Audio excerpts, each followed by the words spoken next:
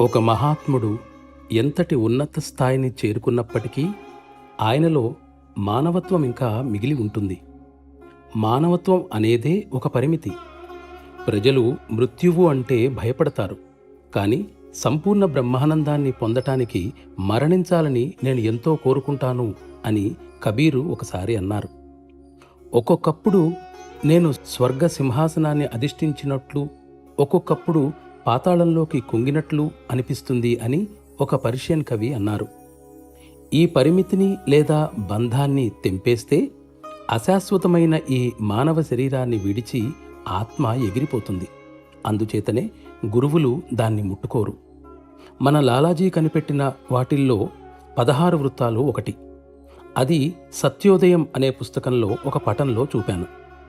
నా గురువర్యులు ఆయనచే అనుగ్రహింపబడిన వారు తప్ప మరెవ్వరూ వాటిని దాటి ముందుకు వెళ్ళలేకపోయారు.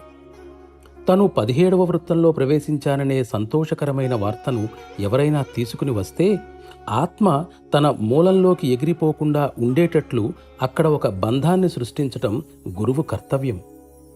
నా జీవితకాలంలోనే ప్రజలు తాము 17వ వృత్తంలో ప్రవేశించామన్న సంతోషకరమైన వార్త వినిపించాలని నా కోరిక.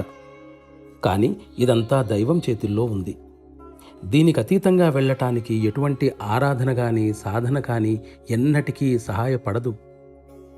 దీని వరకు ప్రవేశాన్ని పొందిన గురువు సంకల్పశక్తి మాత్రమే ప్రయాణంలో ముందుకు పోవడానికి తోడ్పడుతుంది.